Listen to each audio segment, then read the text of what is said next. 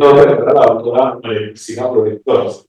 A la doctora Cristina la conocemos desde hace muchos años. Ella es médica de la Universidad del Cauca, es internista de la Universidad Nacional de Colombia e intensivista de la Universidad del Bosque. Además, es epidemióloga de la Fundación Universitaria de la Argentina. Tal vez lo más importante que yo quiero destacar de la doctora Cristina es que ha sido la líder de los cuidados intensivos en nuestra región. Y no solamente ha sido la líder por su innovación, por su conocimiento y por su formación académica tan extraordinaria, sino que ha entrenado a una gran cantidad de médicos generales y médicos especialistas que han seguido su ejemplo y que hoy están trabajando en muchas ciudades cercanas y especialmente en nuestra ciudad. Otra cosa que quiero destacar a la doctora Cristina fue que ella fue el eje fundamental de los cuidados intensivos durante la pandemia y ella es responsable de muchos de los sobrevivientes que tuvimos en la pandemia nosotros, con una lucha increíble durante todo este tiempo. Además, pues que yo hace mucho tiempo la conozco y la considero pues no solamente una colega, sino una amiga. Adelante, Cristina, con su innovadora conferencia. Bueno, esta noche los voy a introducir a ustedes hacia dónde va la medicina del transgénero y hacia un nuevo horizonte de cómo vamos a concebir el tratamiento de los pacientes en un futuro no muy lejano y a mostrarles algunas de las cosas que ya están a nuestra disposición y que quiero compartir con ustedes con el ánimo de que esto se dé de una manera muy pronta en nuestra región. Yo esta mañana, hablando sobre esta charla, les decía que recuerdo de una manera no muy lejana cuando los pacientes que se infartaban aquí en la ciudad se montaban en un vuelo comercial pagado por una EPS y en ese vuelo comercial que probablemente no se producía de una manera oportuna, se llevaban a las diferentes instituciones en Bogotá porque no teníamos cómo tratar los infartos en esta ciudad. Afortunadamente, esto ha mejorado muchísimo, ha evolucionado a tal punto que en muchos sitios de la ciudad se han abierto programas de cirugía cardíaca. Esto es algo de lo que les vengo a hablar, que son las terapias de reemplazo multiorgánico extracorpóreos. Primero que todo, quiero decirles que no tengo ningún conflicto de interés cuando les hablo de estos temas, porque afortunadamente lo que me mueve a estar aquí es lo que dice el doctor Campo Elías, que es un interés académico y un interés de servicio a la comunidad. Aquí quiero hablarles entonces de estas terapias haciendo una definición primero. Voy a decirles entonces que una terapia de extracorpórea se trata de la remoción de sangre mediante una extracción mecánica con diversos propósitos terapéuticos. De eso vamos a hablar más adelante, pero hay una frase que quiero que se nos quede muy en la cabeza en este momento y es que las terapias se utilizan como puente a un fin específico. O sea, si yo voy a montar un paciente en una terapia extracorpórea, tengo que tener muy claro hacia dónde me dirijo con ese paciente. Esto quiere decir entonces que siempre voy a tener clara las metas con las cuales coloco un paciente en una terapia de estos y esto es un aspecto fundamental de estas terapias. Quizá la que más conocen ustedes o más han oído nombrar es la la terapia extracorpórea con membrana de oxigenación. Esto lo han oído mencionar porque, como bien lo mencionó el doctor, acabamos de pasar por una pandemia cuyo componente respiratorio fue el mayor causante de muerte en los pacientes.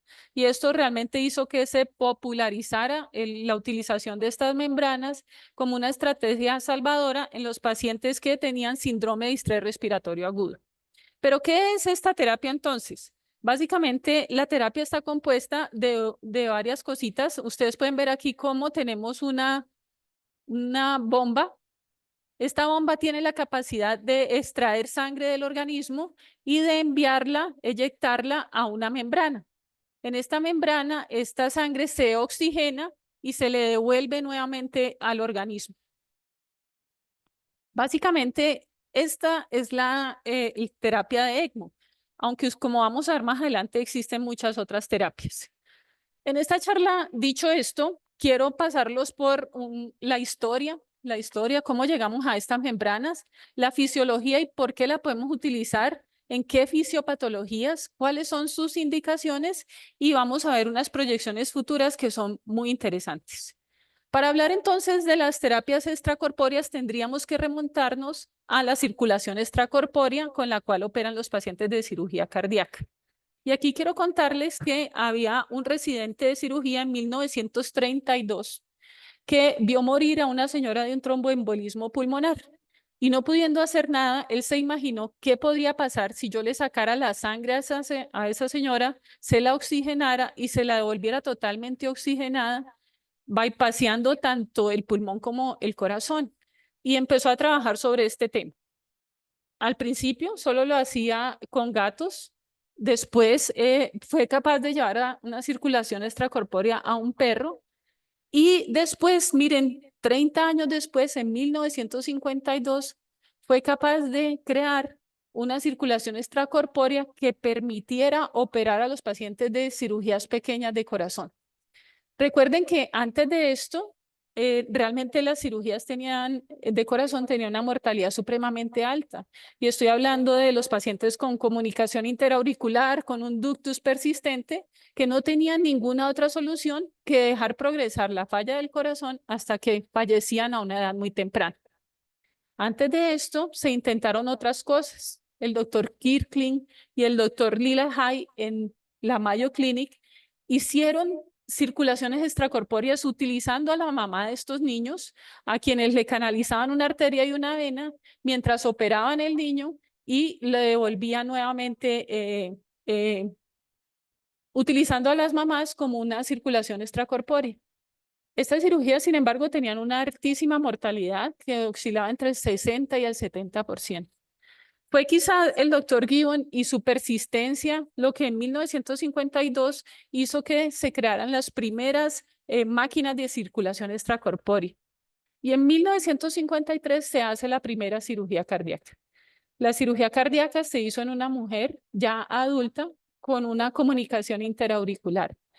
Esto les permitió a ellos llevar esta circulación extracorpórea alrededor de 30 minutos, porque en ese tiempo tenían muchos problemas con las membranas de oxigenación, ya que estas membranas eran hechas de silicona y generaban en su trayecto muchas burbujas de oxígeno que hacían que se trombosaran, pero además de eso, el plasma empezaba a filtrarse a través de la membrana y a chorrearse pues hacia el piso, entonces esto hacía que las cirugías se tuvieran que hacer en un tiempo muy corto.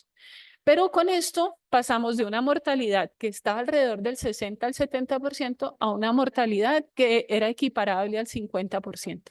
Entonces esto fue mejorando las cosas. Las máquinas de circulación extracorpórea empezaron a hacer unas estrategias mucho más modernas para su aplicación y asimismo se empezó a pensar, y sobre todo en los pacientes pediátricos, porque recuerde que lo que primero operaban era enfermedades congénitas pequeñas, sobre todo en los pacientes pediátricos esto tuvo pues un avance muy importante.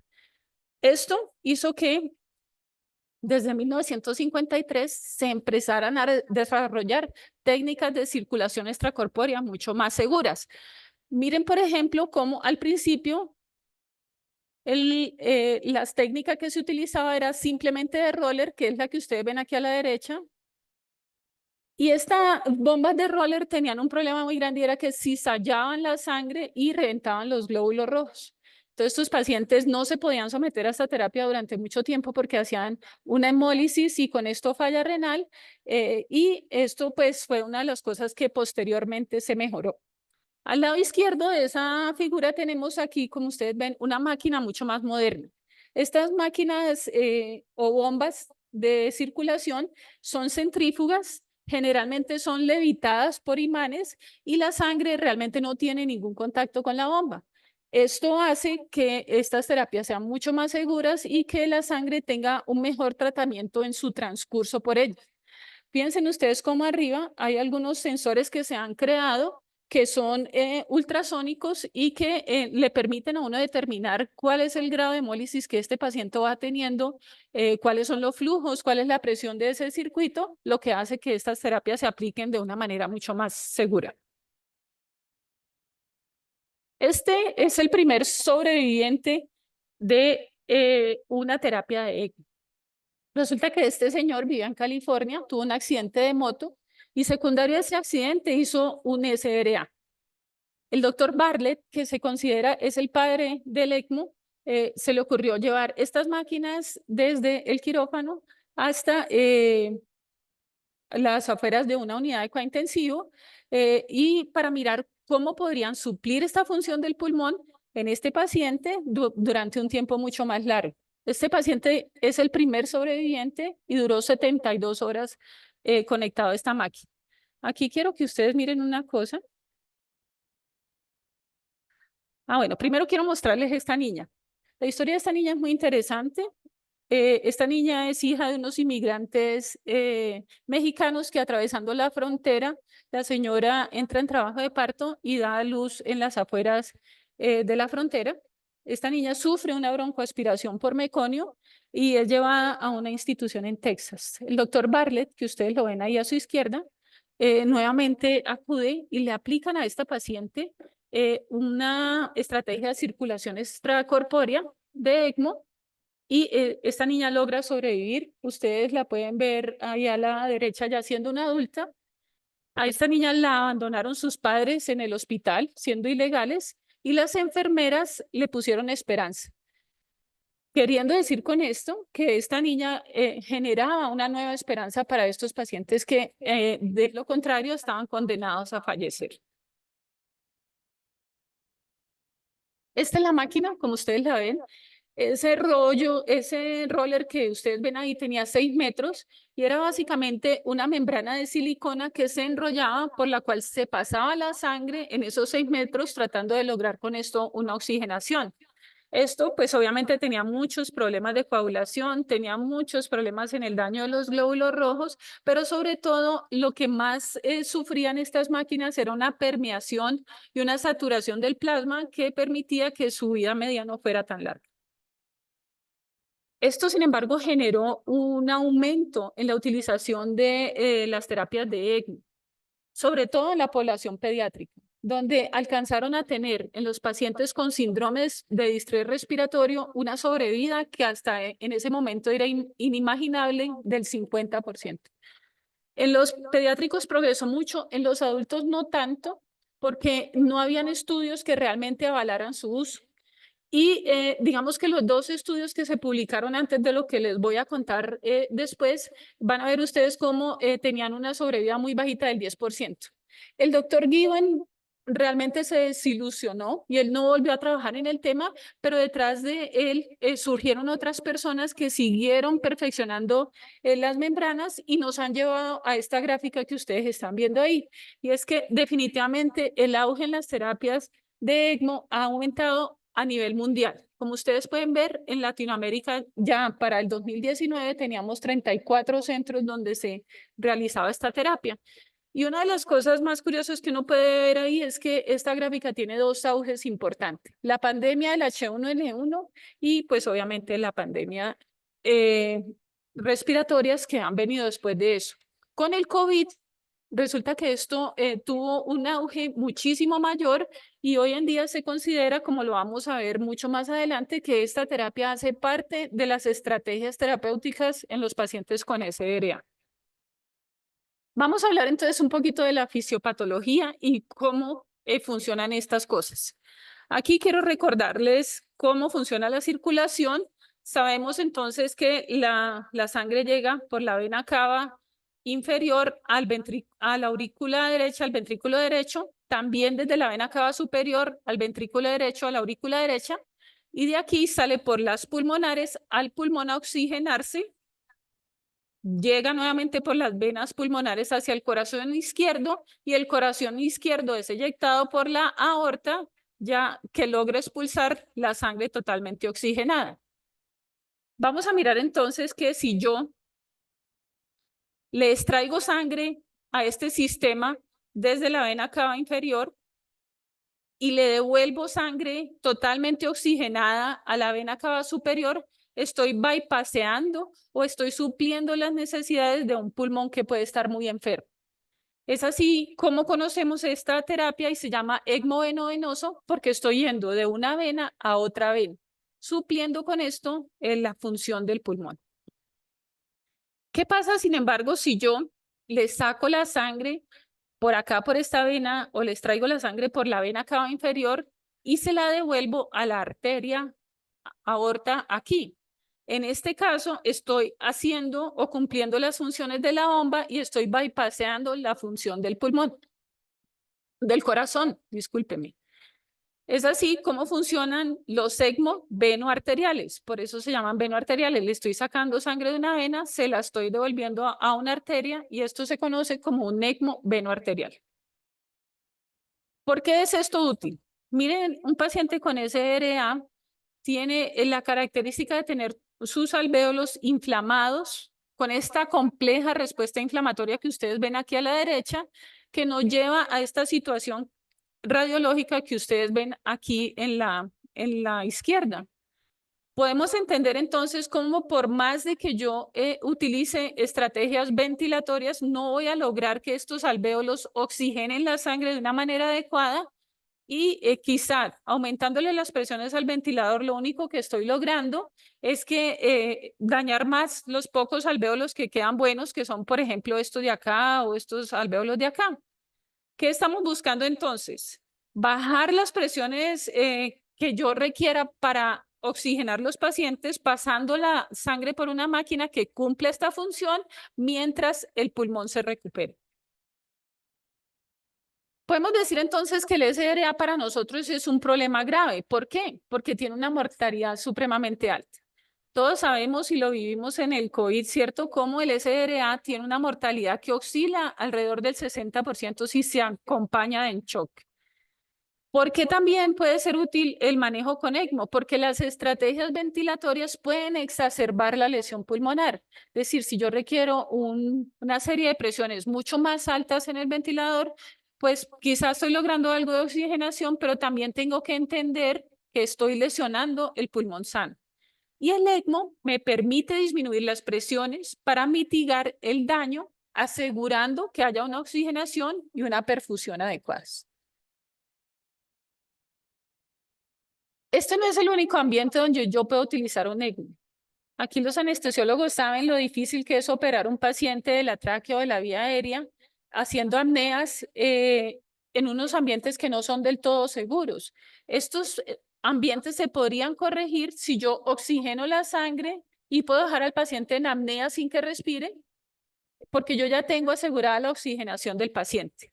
También puedo utilizar el ECMO en las fístulas broncopleurales de alto gasto, porque todos han visto la frustración que uno siente colocándole presión a un ventilador, sabiendo que el aire se va a salir por el bronquio. Si yo logro disminuir estas presiones y oxigeno al paciente de una manera adecuada, este paciente probablemente va a tener mejor probabilidad de sanar esa fístula broncopleural y esto nos puede ser un paso más hacia la sobrevida de ese paciente. En todas las cirugías de cabeza y cuello, donde uno tenga que intervenir la vía aérea, también podría utilizarlo en las cirugías de tórax. Y hoy en día están hablando de cirugías cardíacas en los pacientes que tienen alto riesgo en ECMO, porque se convierten en unas cirugías que son más seguras, donde el cirujano no tiene que correr, donde no tengo que preocuparme porque le taparon la arteria durante el tiempo que se clampee, y en esos casos ya el paciente está siendo oxigenado, la bomba le está dando circulación y estos pacientes se podrían operar de una manera mucho más seguras. Pero hay muchos otros escenarios donde nosotros podemos utilizar el ECMO. Piensen ustedes que si yo bypasseo el corazón, una de las indicaciones principales que podría utilizar el ECMO es en el shock cardiogénico. Sabemos que el shock cardiogénico se asocia al infarto agudo del miocardio con elevación del ST en 80% de los casos. Y si bien es cierto, el shock cardiogénico con las estrategias de reperfusión ha disminuido al 8%, sabemos que estos 8% tienen una mortalidad muy alta que oscila entre el 50 al 60%. Sabemos también que la mayoría de los shocks cardiogénicos no se presentan cuando el paciente llega a urgencias, sino que se presentan a los días del paciente estar hospitalizado. Esto quiere decir que tenemos un corazón con una bomba insuficiente para lograr una perfusión adecuada. Y si yo no perfundo, no oxigeno, y si no oxigeno, no depuro todas las sustancias tóxicas y estoy metiendo en falla multiorgánica al paciente.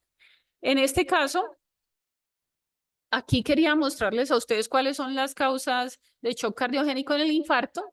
Sabemos que el infarto del ventrículo izquierdo pues es la principal promotora de esta patología, pero en este caso yo puedo hacer lo que les dije, sacar la circulación por esta vena, por la vena cava, devolverla a la aorta, bypassando la actividad del corazón, disminuyendo con esto la carga de trabajo del corazón y permitiéndole pues quizás una recuperación. ¿Cuáles serían entonces las indicaciones? Si yo estoy hablando de un ECMO veno-venoso, es decir, aquel donde yo le saco la sangre de la vena cava inferior y se la devuelvo por la vena cava superior y estoy bypassando el pulmón, estoy hablando de aquellos pacientes que tienen una patología pulmonar severa, en este caso el SRA, donde se han dado unas indicaciones precisas.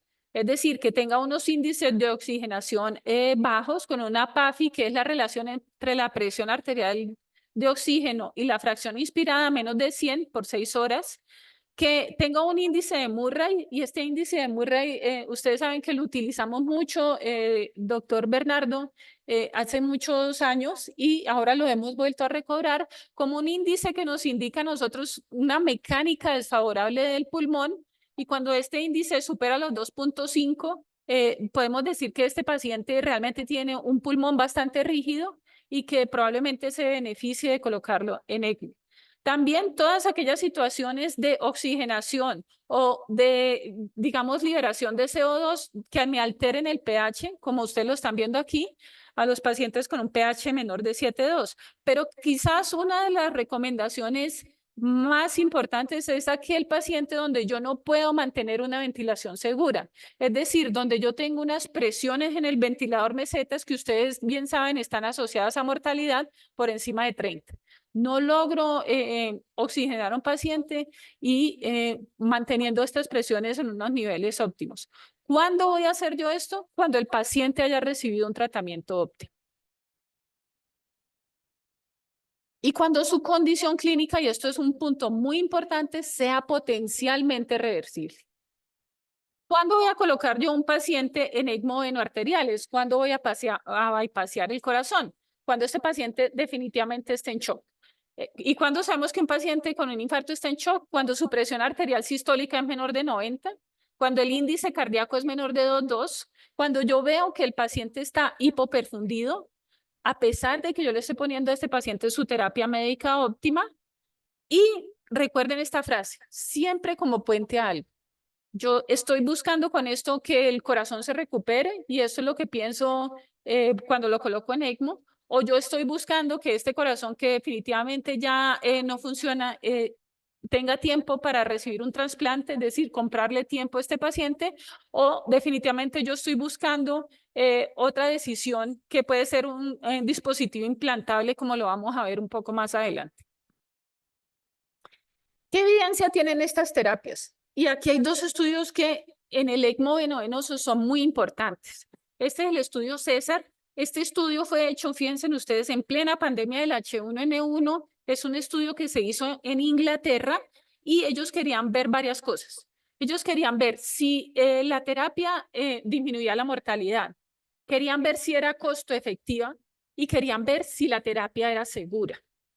En cuanto a la mortalidad, este es el nombre del estudio, apareció en el New England, como ustedes lo ven ahí, en el 2009. En cuanto a la mortalidad, hay varias cosas que decir. Primero que todo, sí disminuyó la mortalidad del ECMO, sí la disminuyó con respecto a los pacientes que no recibieron la terapia, no en el nivel que ellos esperaban. Ellos esperaban disminuir la mortalidad en un 20%, pero esto no pasó. Y eso no pasó por varias cosas. Primero que todo, porque esto era un estudio de intención a tratar. O sea que todos los pacientes de cada uno de los grupos fue analizado. Desafortunadamente, en el grupo del ECMO se perdieron 4 pacientes. No sabemos si se murieron, no sabemos si esos pacientes sobrevivieron. Y esos 4 pacientes hubieran hecho la diferencia de ser estadísticamente significativos. Pero eso no es lo más grave. Imagínense ustedes que estos pacientes eran remitidos a centros ECMO, o sea, expertos en ventilación. Y de los pacientes remitidos, 17 pacientes que fueron remitidos para ECMO nunca se colocaron en ECMO. ¿Por qué? Porque no habían recibido terapia óptima. Entonces, se recibieron en estos centros 93 hospitales del Reino Unido, pero en ese centro decidieron que estos pacientes estaban mal ventilados y que lo que iban a hacer era ventilarlos de una mejor manera para mirar si realmente necesitaban un ECMO o no, y nunca recibieron ventilación. De esos 17 pacientes, 15 sobrevivieron sin colocarlos en terapia ECMO. Entonces, creo que estos son unos sesgos que no permiten obtener los resultados o no permiten analizarlos de una manera adecuada, pero sí quiero dejarles aquí algo en mente, y es que definitivamente hay un grupo de pacientes que si uno no los coloca en ECMO se mueren, no tienen ninguna otra opción. Este es otro estudio muy importante, se publica 10 años después, 2019. Me perdonan la pixelada de la imagen, pero no hay forma de bajarla de ninguna otra forma. Este estudio fue muy interesante porque lo que ellos querían ver era si tempranamente colocando a los pacientes en ECMO les iba mejor que si yo los colocaba en otras estrategias o si lo hacía tardíamente. Aquí también quiero decirles una cosa, sí sobrevivieron más, no en el nivel que ellos esperaban, no con una significancia estadística. Pero aquí hay varias cosas que quiero contarles con respecto a esto. Mire, estos son los pacientes de ECMO, estos son los pacientes de la terapia convencional, y aquí podemos ver que definitivamente una mejor sobrevida en los pacientes con ECMO. Fallecimientos 35 versus el 46%. Pero aquí quiero contarles que este estudio fue hecho en Francia. Y resulta que el médico tenía la potestad de ver un paciente en terapia convencional que no respondiera y colocarlo en ECMO tardíamente. ¿Sí? Y quiero contarles que el 28% de los pacientes que fueron asignados a terapia convencional tuvieron que ser convertidos a ECMO como terapia de rescate. Y de estos pacientes, de este 28%, el 43% lograron sobrevivir. Este estudio tuvo otro problema muy grande también, y es que se demoraron muchísimo tiempo en recoger los pacientes. Y a los 6 años, el Comité de Ética y el Comité de Investigación decidieron suspender el estudio. Suspender el estudio porque consideraron que era un estudio supremamente caro y que no habían logrado llegar a las metas que ellos querían. Y esto generó mucha controversia, ¿cierto? Porque, digamos, no siempre son claras las razones por las cuales se suspende un estudio, y cuando uno suspende un estudio y no ha culminado con los pacientes que uno quiere incluir, pues realmente va a ser mucho más difícil sacar conclusiones. A tal punto que el doctor Vogelian hace un análisis bayesiano de los datos que él obtuvo y él dice, hombre, este estudio sí tiene significancia estadística, pero lo que yo quiero que se lleven a su casa es esto. De estos pacientes que se convirtieron a ECMO, 20 pacientes sobrevivieron. Es decir, estos 20 pacientes, si no se hubieran colocado en ECMO, se hubieran muerto, y sobrevivieron cuando el médico tratante decidió convertirlos a ECMO. Y esto es lo que hace que probablemente hoy en día ya no se vuelvan a hacer estudios de este tipo. Ya no se vuelvan a hacer estudios porque sería antiético negarle a un paciente una terapia que ya demostró en este estudio que si el paciente no la recibe puede fallecer. Entonces, por eso no volvimos a ver este tipo de estudios y probablemente no los vamos a volver a ver. Pero esto hizo que las guías a nivel mundial cambiaran. Esto quiere decir que hoy en día todas las guías, llámese las americanas, las europeas, las asiáticas, nos hablan de que si un paciente tiene un SDRA severo y usted le ha hecho todas estas estrategias, lo ha puesto en un volumen corriente bajo, le ha puesto el PIB adecuado, lo ha reclutado, le ha tratado de remover el CO2, lo ha colocado en posición prona, le ha hecho el bloqueo neuromuscular y el paciente no responde, su indicación en ese momento, como lo dicen todas las guías, es llevarlo a una terapia de... No solamente, digamos, con el tema de mejorarle la oxigenación al paciente, sino de mejorar todas aquellas condiciones que tienen un factor importante en la mortalidad. Y aquí estamos hablando de la potencia mecánica. Ustedes saben que la potencia mecánica hoy en día es, digamos, la medida que nosotros utilizamos para determinar el daño o la injuria que un ventilador le está produciendo a un paciente. Y sabemos que si nosotros vamos a través de este transcurso de la enfermedad a un SDRA severo y no logramos con las presiones que tenemos en el ventilador brindarle a este paciente una oxigenación adecuada, lo único que va a hacer que yo le disminuya esa potencia mecánica al paciente es el ECMO. Entonces, ¿por qué utilizar ECMO? Pues porque ya el estudio César nos demostró que era seguro. El estudio César nos dijo que era costo efectivo. El estudio OLIA nos dice que hay un grupo de pacientes que si no se colocan en ECMO no sobreviven y también nos mostró cómo el tiempo en el que uno lo coloque es un factor clave para que estos pacientes salgan adelante. Por esto vengo a decirnos que el ECMO está aquí para quedarse. Ya no podemos negarlo. Vamos a hablar un poquito entonces del ECMO venoarterial, donde quizá la evidencia no es tan fuerte. Como les había explicado anteriormente, si yo le saco sangre a ese paciente por la vena, la llevo a una bomba, la oxigeno y se la devuelvo por la arteria, estoy bypaseando la contracción del corazón, de un corazón que en esta situación debe estar enfermo. Y es por eso que cuando yo pongo a un paciente en un ECMO venoarterial, no solamente le estoy dando asistencia respiratoria, porque lo estoy oxigenando, sino que la corrección y la asistencia de bomba que le estoy dando a este paciente permite entonces hacer que la función renal, que la función hepática y que la disfunción multiorgánica cese esa espiral que finalmente lo va a llevar a la muerte. Existe sobre esto muchos artículos publicados donde ya hoy en día sabemos, ¿cierto?, que la estrategia de ECMO venoarterial es útil en los pacientes con shock cardiogénico.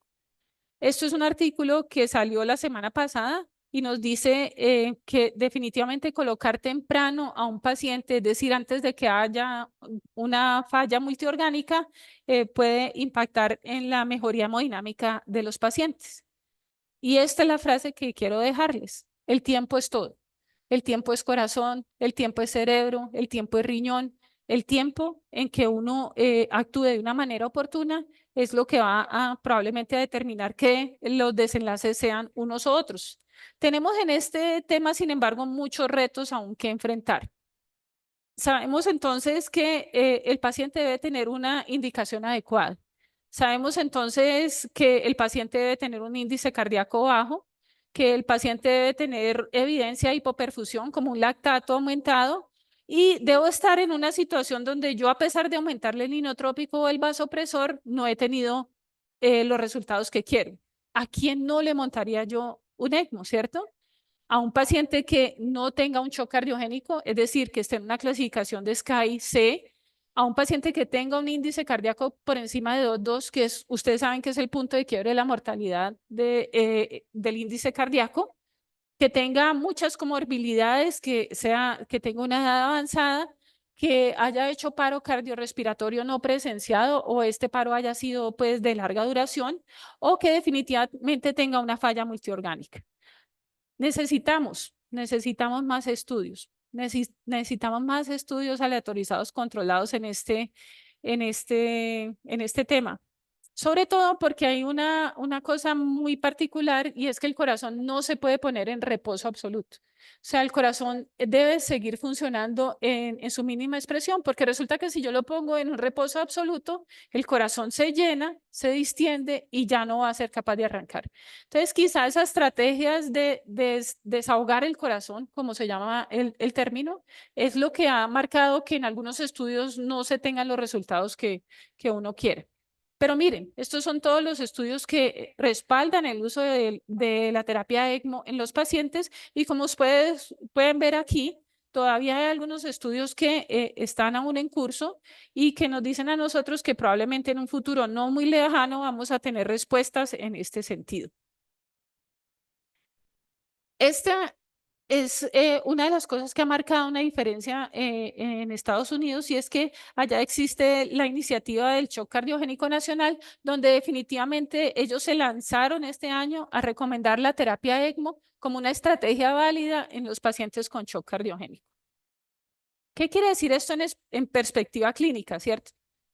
lo que ellos dicen en este documento es que el uso temprano de dispositivos de asistencia circulatoria mecánica en el shock cardiogénico en diferentes escenarios clínicos es factible. Puede ser costo efectivo y resulta en mejoría clínica tanto en la perfusión como en el estado hemodinámico de los pacientes. ¿Y qué implicación tiene esto? Que la utilización de un protocolo y un equipo multidisciplinario faciliten el apoyo circulatorio mecánico en conjunto con la revascularización. O sea, uno no puede hablar de ninguna estrategia en infarto y en shock cardiogénico que no incluya la revascularización como una estrategia muy temprana para unos mejores desenlaces.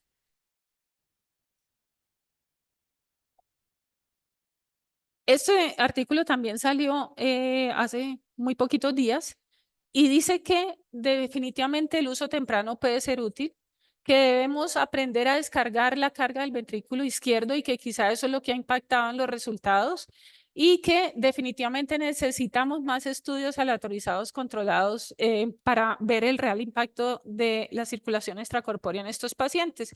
Porque fíjense ustedes que en el metaanálisis que sale publicado a finales del año pasado, pues realmente la sobrevida de estos pacientes no es la que esperábamos. ¿Y por qué? Porque definitivamente el ECMO también tiene, digamos, y hay que decirlo, digamos, unos riesgos altos que hay que correr. El riesgo de sangrado, porque esos pacientes deben estar anticoagulados. El riesgo de que cuando yo le invado a este paciente que tiene una enfermedad arteriosclerótica, una arteria de la pierna, estoy arriesgando la circulación de esa pierna y esa pierna la puedo perder. Como estos pacientes pueden sobrevivir, también tienen una mayor ventilación mecánica y generalmente duran más tiempo en las unidades de cuidado intensivo. El otro problema que tenemos es que no sabemos, porque los estudios no nos los han dicho, cuándo desmontar este paciente del ECMO y cuál es la mejor estrategia o hacia qué debemos llevar a estos pacientes. Y es por esto que quiero decirles que si bien es cierto, fisiológicamente suena muy lógico decir que puede ser útil, estamos en el fino balance de aquello que son las complicaciones del ECMO versus los beneficios y esto es lo que ha hecho que en este escenario no sea tan contundente. Esto no ha parado ahí, porque ahora tenemos asistencias ventriculares que no necesariamente implican que el paciente esté hospitalizado.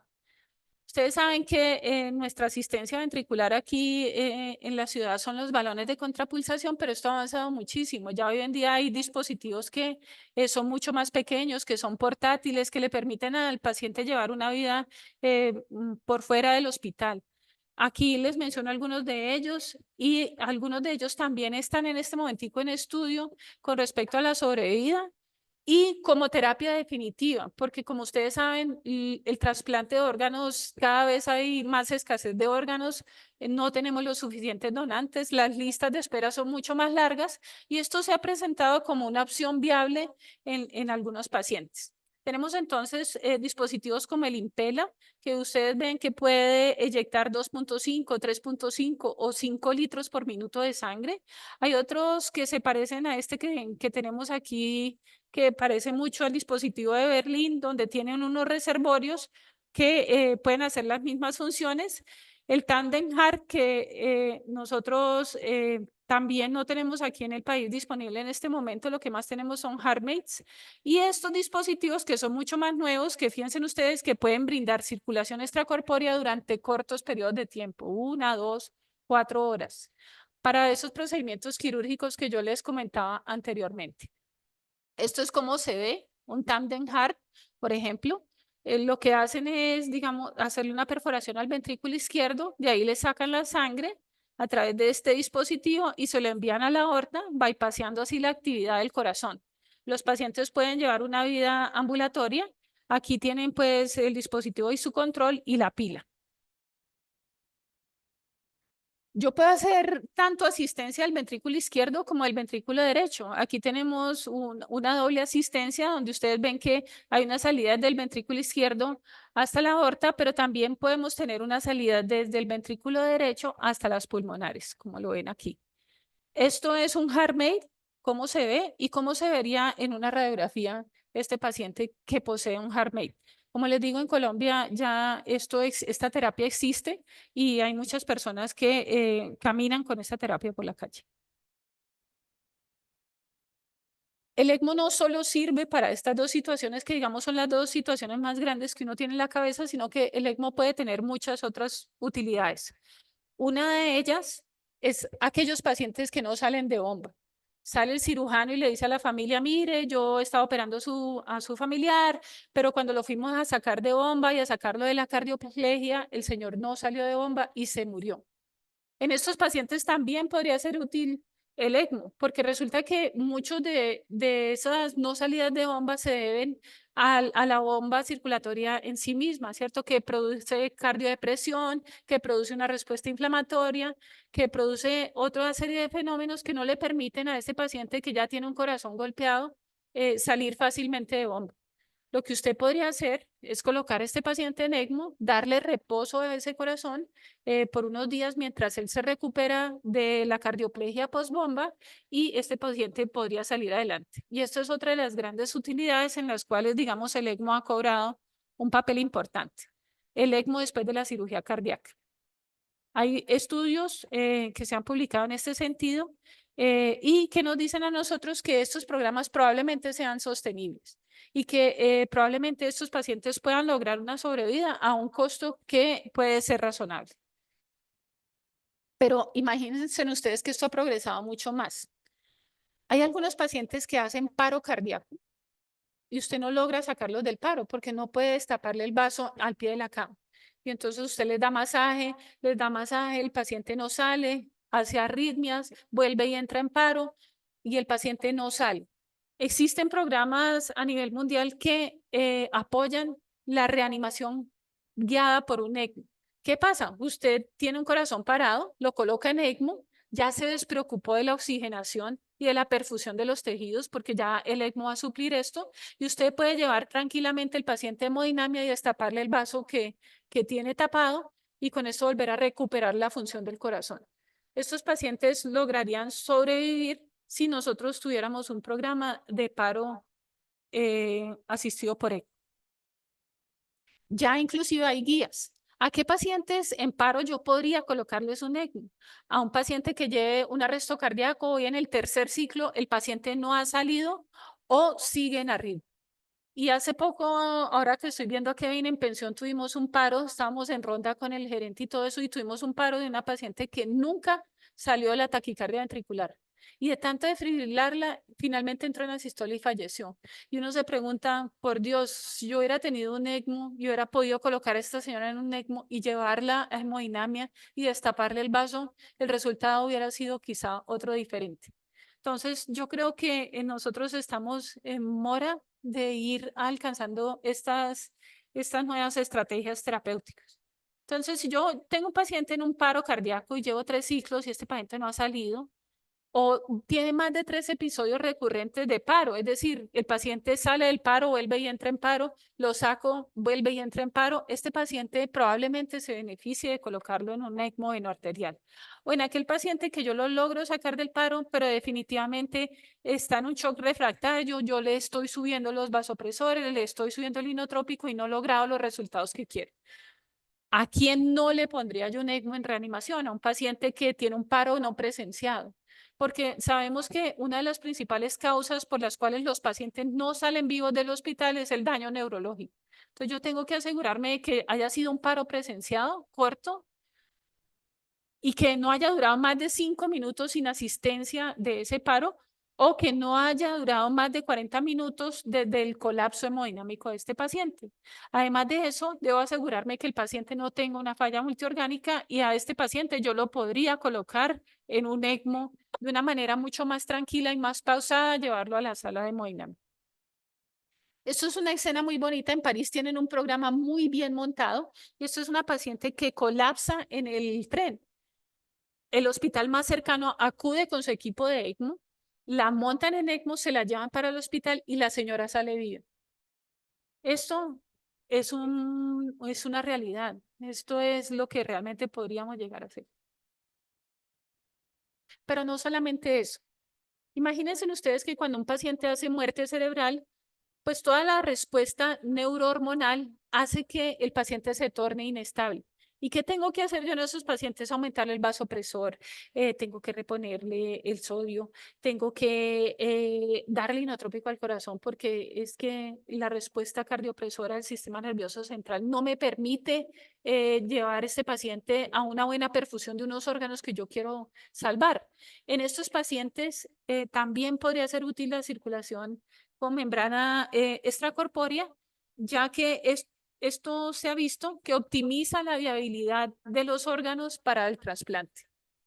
Este programa ya se implementó en Colombia, en la fundación en Bucaramanga ya están poniendo estos pacientes en muerte cerebral en ECMO con el objetivo de salvaguardar los órganos y procurar un mejor rescate de estos órganos. De hecho, hace poco, esto fue quizá terminando el año pasado, empezando este año, tuvieron una muerte materna que lograron mantener en ECMO con el feto, tratando de llevar al feto a una mayor viabilidad para que este feto pudiera sobrevivir. Pero eso no es todo. Imagínense ustedes que hay una muerte cerebral en el Amazonas y los tiempos de isquemia no permiten que estos órganos se rescaten.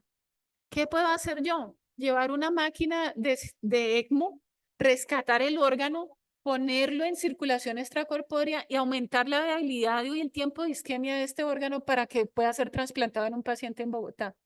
Ustedes saben que el pulmón es uno de los órganos que menos sobrevida tiene por fuera del donante, pero en este caso, por ejemplo, fíjense ustedes cómo yo puedo colocar a este paciente y su pulmón en ECMO y transportarlo a donde se necesite para que pueda ser trasplantado al receptor. Estas máquinas que ustedes están viendo acá ya se trajeron a Colombia para el riñón, porque cada órgano tiene pues unos requerimientos de perfusión. Y ustedes pueden ver aquí cómo yo aquí puedo controlar el gasto cardíaco, puedo controlar el oxígeno que le pongo, puedo controlar el ácido láctico que está derivado de ese pulmón, tratando de optimizar la viabilidad de este órgano para un trasplante. Porque lo que queremos ver en las unidades de cáncer intensivo son personas así, personas que estén activas, que usted las pueda despertar, que no tengan dificultad respiratoria porque el pulmón no los deja, digamos, estar despiertos.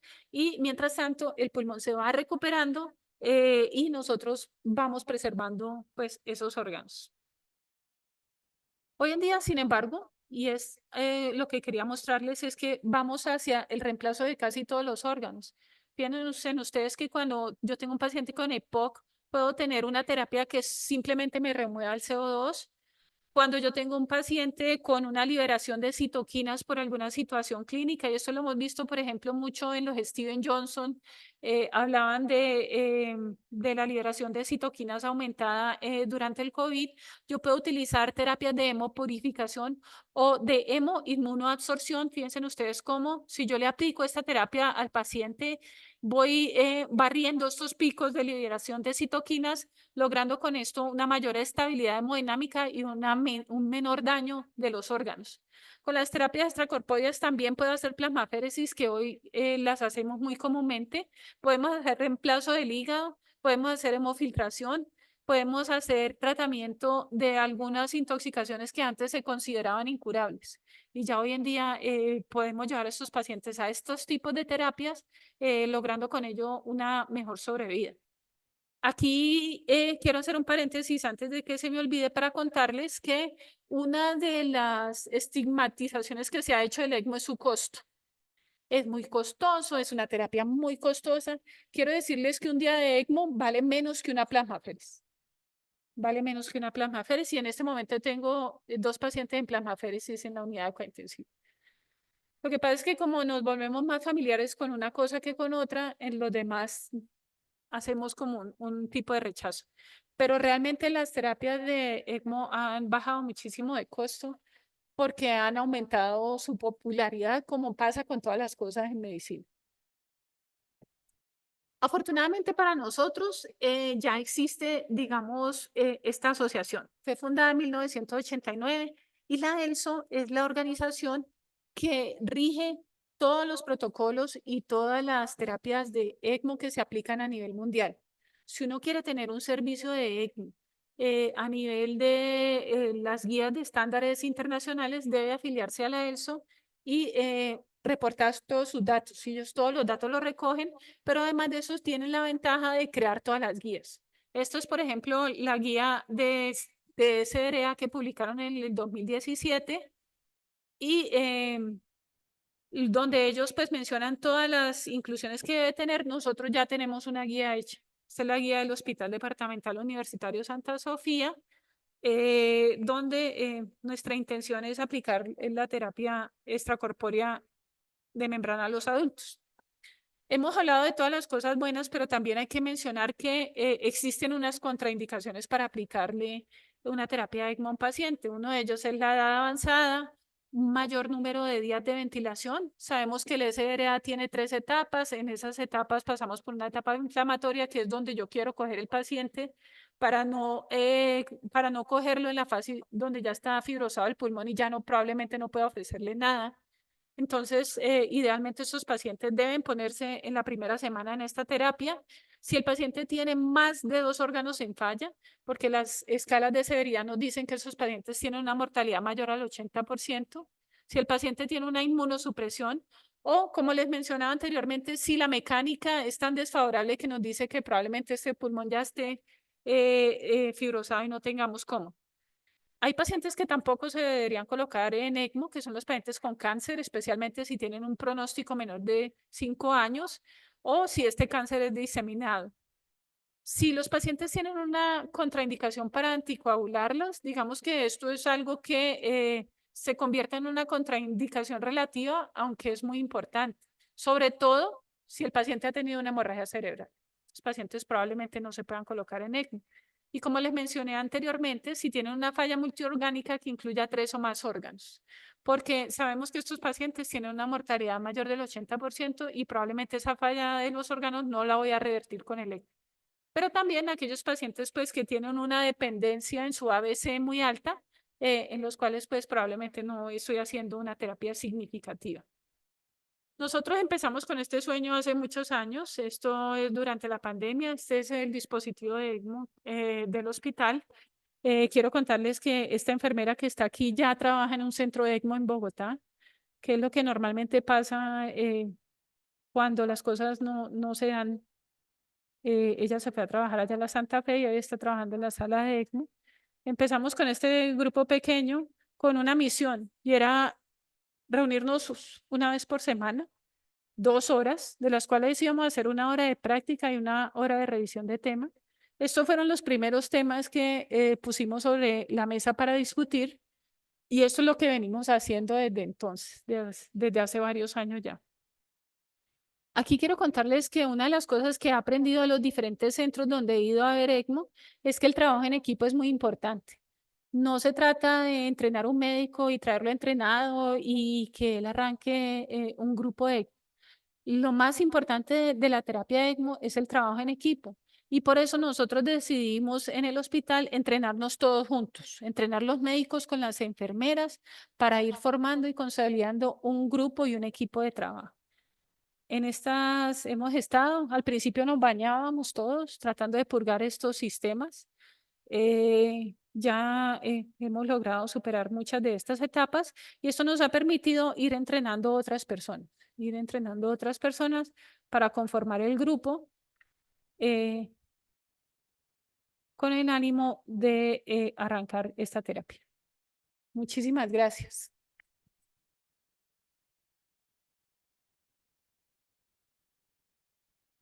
Muchas gracias, doctora María Cristina.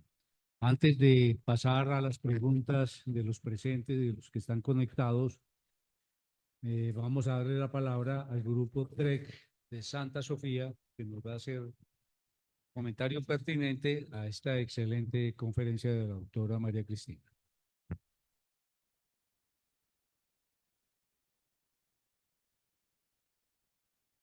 Aló. Yo hoy puesto, me suena a música celestial, que recordaba aquellas épocas cuando iniciábamos cuidado intensivo en Santa Sofía y aquí en el hospital en las cuales se hablaba de estas cosas, pero lejanamente, sin ninguna posibilidad de que llegaran a nuestra ciudad. Y me encanta oírte, bueno, a mí siempre me ha encantado oírte conversar a ti sobre estos temas, porque eres una persona supremamente preparada y que siempre hablas de cosas positivas y con optimismo y con perspectivas de futuro. De manera que es una hermosa conferencia, ¿no? Compleja desde el punto de vista de su comprensión total, porque son cosas muy profundas, pero que nos permiten saber que en nuestra ciudad se están haciendo cosas que sacan adelante los pacientes que tienen posibilidad de morirse casi sistemáticamente, casi que sin posibilidades ninguna. Muchas gracias por eso, pues felicitaciones. Y quería, bueno, si de pronto no hay alguien que quiera conversar sobre el tema específico, quisiera una preguntita posteriormente, un tema diferente. Doctor Bernardo, le habíamos dado la palabra al grupo TREC que va a hacer el comentario sobre la conferencia de la doctora y luego seguimos con las preguntas. No sé si alguno de ellos estará conectado. No hay ninguno. Si No sé, entonces seguiremos con los comentarios. Sí, sí, doc. Ya el doctor Bernardo acaba de hacer un excelente comentario sobre lo que usted acaba de expresar. Se abre, pues, lógicamente, para todos los presentes. Doctor Juan Manuel. Juan Manuel, bien fácil. Primero que todo, muchas gracias por su excelente conferencia, doctora María Cristina. Sobre todo lo clara, en medio de lo profunda que ya dijo el doctor Bernardo, me pareció muy pedagógica su charla, lo hizo muy entendible todo lo que habló. Preguntas, pues resultan muchas, pero dentro de lo que uno escuchó en el COVID, hay varias preguntas, porque siempre decía, no, pues es que ese paciente lo llevamos a ECMO. Hablo pues específicamente de la hora de algunos pacientes los tuvimos que desplazar hasta Neiva para meterlos en ECMO porque no había pues otra opción. Pero viene una pregunta, ¿ECMO hasta cuándo? Sobre todo esos pacientes del COVID o SRA, ¿ECMO hasta cuándo? Porque uno escuchaba hasta semanas en ECMO. ¿ECMO hasta cuándo? Bueno, los pacientes respiratorios generalmente duran alrededor de 2 a 3 semanas en ECMO. Los pacientes cardíacos duran menos, porque la resolución del problema cardíaco tiene que darse de una manera mucho más rápida. El corazón no puede estar en ese estado pues durante mucho tiempo. Los pacientes generalmente cardíacos duran menos en ECMO, duran alrededor de 2, 5 días, 7 días si la patología es muy compleja y ya ahí hay que entrar a tomar una decisión. Obviamente hay casos excepcionales de más tiempo, pero realmente por eso es que creo que el grupo debe saber escoger muy bien qué pacientes pueden o no ir a ECMO, ¿sí? Porque si el paciente, como me pasaba muchas veces, a mí me lo comentaban a los 14 o 15 días de ventilador, pues probablemente este paciente ya no lo voy a salvar yo, ni lo va a salvar Dios, ni lo va a salvar nadie, ¿cierto? Porque ya tiene una fibrosis pulmonar establecida. Entonces yo creo que uno de los grandes éxitos en el ECMO venoso es saber escoger los pacientes y tener un muy buen grupo interdisciplinario pues para trabajar. Y de los pacientes de ECMO venoarterial, generalmente, como te digo, duran mucho menos tiempo y uno debe tener claro cuál es la meta con este paciente, ¿cierto? Si yo ya tengo un paciente que tenía 20% de fracción de eyección y ahora llega infartado y probablemente está en shock cardiogénico, pues yo ya tengo que pensar que probablemente este paciente no va a salir del ECMO si yo no tengo una estrategia a la cual llevarlo. Llámese trasplante, un tandem HAR, o un sitio de remisión donde yo pueda resolver de su problema. Gracias, doctora Cristina. Del público tenemos una pregunta que dicen que si nos puede contar sobre la discapacidad a largo plazo, sabiendo que es por la enfermedad de base que el ECMO, ¿qué discapacidad puede producir? La pregunta del público. Y yo tengo dos preguntas, una técnica. ¿Cuál es Bueno, pero yo voy contestando de una porque Bueno, después se me olvida. sí. Una de las estrategias del ECMO es despertarlos tempranamente. Despertarlos tempranamente genera mucha menos discapacidad que lo que generaban los 15 o 21 días de ventilador y la relajación de 7, 9, 11 días, 14 días como los tuvimos durante la pandemia. Y yo creo que esto es una ventaja, lejos de ser una desventaja. Aquí en la ciudad tenemos un médico que se tuvo que remitir a Barranquilla durante la pandemia por COVID y hoy en día está ejerciendo su profesión. Entonces, digamos que la discapacidad pulmonar también depende de la razón por la cual yo lo llevé al ECMO y que también escogí ese paciente, qué tan temprano lo cogí, ya no tenía tanto daño pulmonar, que probablemente auguren una mayor posibilidad. Y la discapacidad física de ese paciente seguro que va a mejorar si nosotros podemos despertar temprano ese paciente y lograr movilizarlo y hacerle terapia de una manera mucho más temprana. Bueno, otra pregunta que tengo es, ¿qué nos falta para empezar ECMO en nuestra institución? Eh, de todas las preguntas, esa es quizá la más difícil, doctor, que me ha hecho usted o que me han hecho. Yo creo que el momento de salud en este momento es tan incierto que nadie quiere apostarle a nada hasta no ver para dónde van a coger las cosas, ¿sí? Y yo creo que también ha sido un poco de voluntad, ¿cierto? Porque esto requiere de voluntad y de que la gente crea en los proyectos de la región, pero como yo les decía anteriormente, nosotros los infartos los montábamos en un avión, porque no había un equipo de hemodinamia, porque los equipos de hemodinamia eran supremamente costosos, ya en cada hospital hay un equipo de hemodinamia. Entonces yo creo que ha sido de pronto un poco de toda esta mezcla. Nosotros íbamos a arrancar y como usted vio, nuestra primera foto ahí documentada fue iniciando la pandemia, pero entonces se vino la pandemia y pues ya las urgencias eran otra cosa. Y ahora creo que es como el esperar qué va a pasar con este sistema para mirar a ver eh, si alguien le apuesta a esta terapia. Lo que yo sí sé, doctor, es que nosotros tenemos el grupo con mayor experiencia en cirugía. Y lo que sí sé también, Doc, es que se necesita un grupo. No, usted no necesita un médico supremamente entrenado. Usted necesita un grupo que haga equipo de trabajo y que sepa trabajar en grupo. Bueno, y otra pregunta técnica que quiero saber. ¿El ECMO lo conecta uno de las venas femorales o cómo hace, qué venas escoge y a qué arterias manda para tener el paciente pues, por fuera oxigenándose? Bueno, si es un niño, los niños generalmente se canulan a nivel del cuello y se canulan con una cánula única porque los niños, pues, los vasos femorales son menos desarrollados, especialmente si no todavía no caminan, pues probablemente van a tener unos vasos que no son óptimos para esa circulación.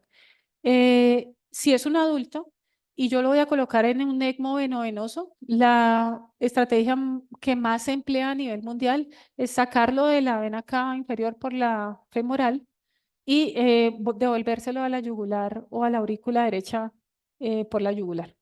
Si estamos hablando de un ECMO venovenoso. Y si estamos hablando de un ECMO venoarterial, probablemente uno puede utilizar dos estrategias que son inclusive mucho más fáciles. Colocarlo en la vena femoral de una pierna y devolverlo a la arteria femoral del otro lado, o colocarlo en la vena femoral y en la arteria femoral de la misma pierna. Hay otros tipos de canulaciones que se hacen con menos frecuencia, ¿cierto? Porque, pues digamos, cuando los pacientes han durado muchos días o no tienen buena circulación en las piernas, pues uno puede emplear otras estrategias que serían la subclavia. Uno los puede canular centrales. Por ejemplo, si el paciente no salió de bomba, usted ya ni siquiera necesita hacer nada. Usted lo único que necesita es ir a conectar de donde estaba conectada la circulación extracorpórea central y ya ahí le puede hacer la terapia en la unidad de cuidado intensivo. Entonces, digamos que esas son las vías más utilizadas en los niños. Como le digo, la vía definitivamente siempre es el cuello y quien debe hacerlo, pues probablemente sea un cirujano, porque digamos en los adultos los pueden canular personas entrenadas, por ejemplo, intensivistas, que es como lo hacen en Bucaramanga. Doctora Florida, muchas gracias por la excelente presentación. Yo tenía como un pequeño comentario y una pregunta.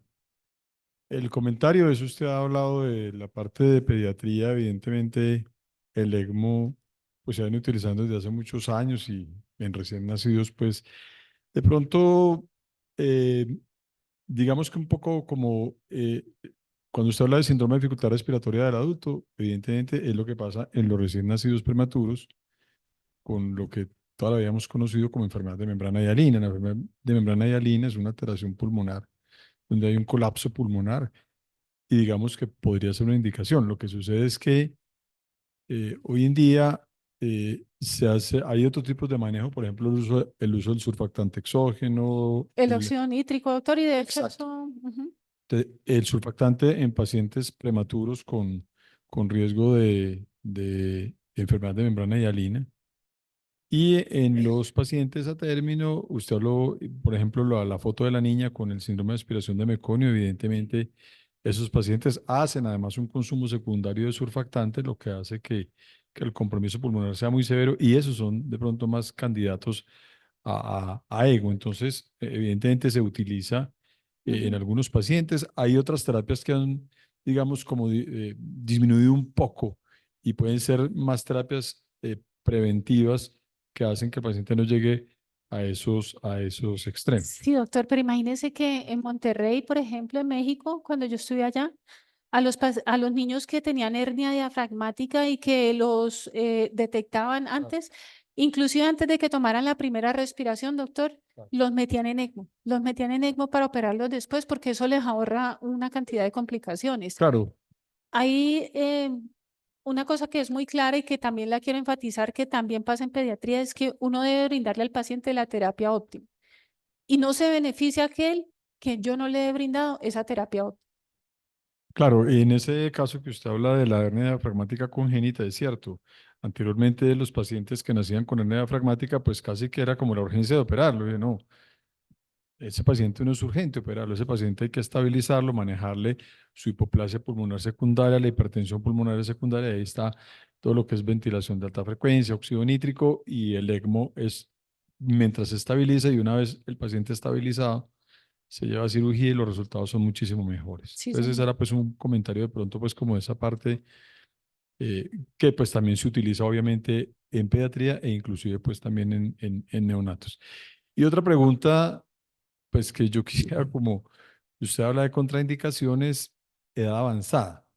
Yo tendría como edad avanzada puede ser dos cosas, es decir, uno, la edad avanzada puede ser porque tenga otras comorbilidades, otros compromisos, y esa sea la razón, o lo otro sea francamente la edad, porque no sé, pues edad avanzada sería a partir de que, Bueno, eso ellos han considerado, durante la pandemia, edad avanzada en Colombia era después de 60 años. A usted no le recibían, no, digamos que como la exigencia de ECMO era tanta y no habían dispositivos, digamos, ellos decían que los pacientes mayores de 60 años no tenían posibilidad de llegar a un ECMO. Pero mire que eso se ha ido corriendo. Al principio, cuando, digamos, hace 10 años, 15 años, eran 65 años. Ya hoy en día van en 75 años. Y en algunos de estos centros he visto pacientes de 70 años, pues, digamos, sin mayores comorbilidades, que también los incluyen en terapia ECMO.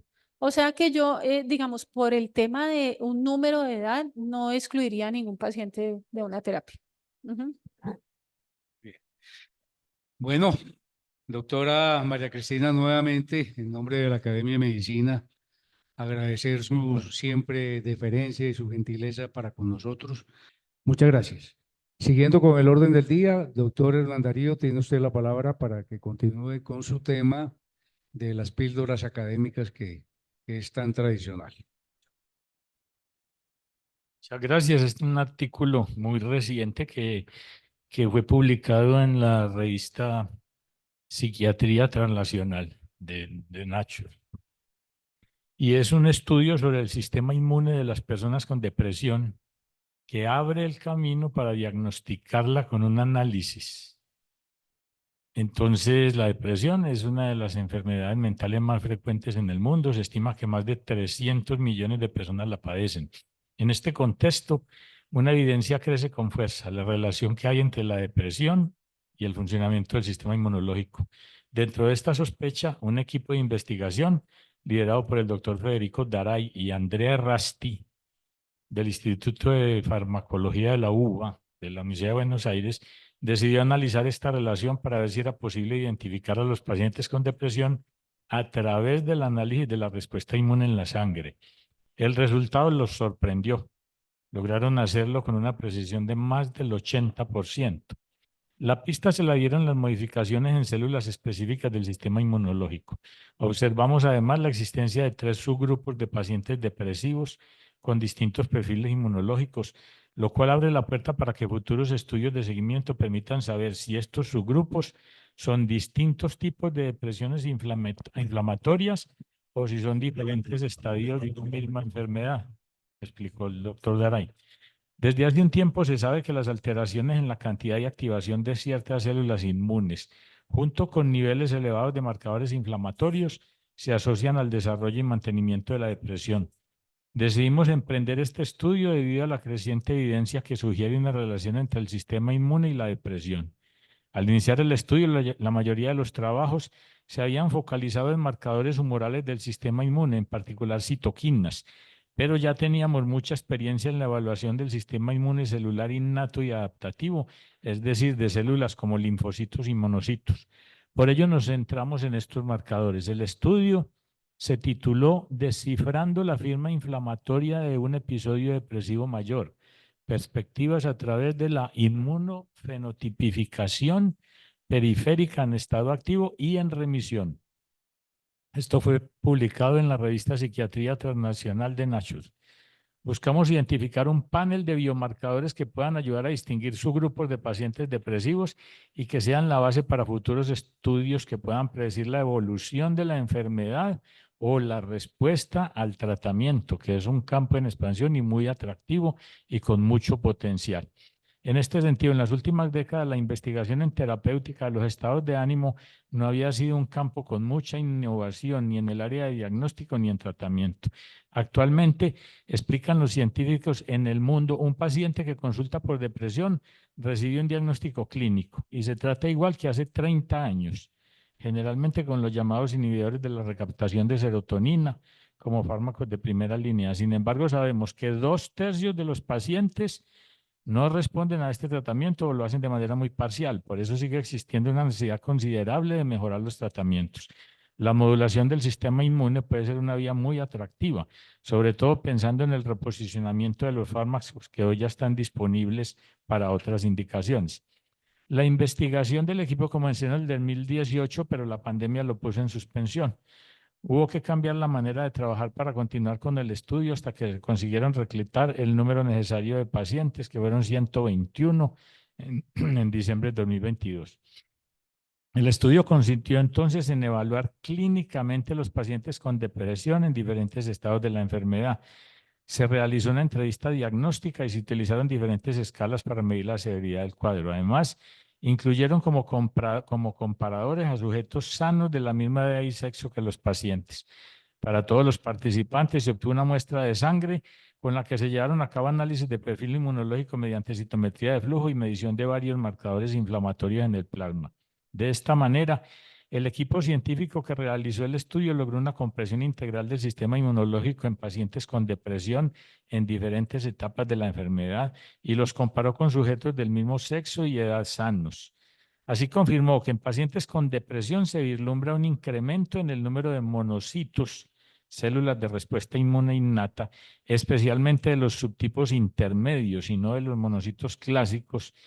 Aclarar, eso sugiere que existe una activación de este tipo de células en pacientes que tienen depresión. Además, se observa un aumento en la activación de los linfocitos TCD4 y en los marcadores de agotamiento de estas células en pacientes con depresión en comparación con el control sano.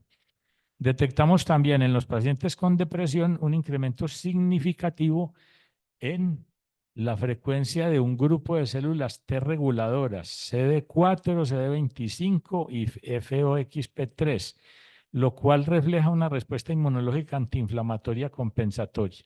Y finalmente, observamos niveles elevados de marcadores solubles de neuroinflamación como el STRIM2 o el IL-17. Utilizando entonces técnicas de aprendizaje automático, los especialistas identificaron un panel de biomarcadores que pueden discriminar entre pacientes con depresión y controles sanos con una precisión del 83.8%. La mayoría de los marcadores que discriminan a ambos grupos están relacionados con la activación de células inmunes. Fue un hallazgo muy sorprendente para nosotros, ya que no esperábamos niveles tan elevados de precisión para clasificar estos pacientes, y los marcadores que más discriminan entre estos grupos sean los marcadores de inmunidad celular y no tanto la humoral. Otro hallazgo sorprendente fue la identificación de 3 subgrupos inmunológicos diferentes entre pacientes con depresión mediante análisis de clústeres. Futuros estudios longitudinales permitirán saber si estos distintos grupos de depresiones inflamatorias o estadios son diferentes grupos de depresiones inflamatorias o estadios de una misma enfermedad. Esto puede tener importante implicación para la personalización de los tratamientos inmunológicos en pacientes depresivos. Para terminar, en el futuro, la medición de estos marcadores en sangre podría complementar la evaluación clínica para el diagnóstico de la depresión. Además, la identificación de subtipos de depresión inflamatoria abre la puerta a la aplicación terapéutica con fármacos dirigidos a bloquear estos targets inmunológicos, lo cual puede modificar el curso de la enfermedad. Actualmente se está llevando a cabo numerosos estudios con fármacos que modifican la respuesta inflamatoria y que pueden tener un efecto antidepresivo. Es probable que como resultado de estos estudios, en los próximos años tengamos nuevas herramientas terapéuticas para tratar la depresión.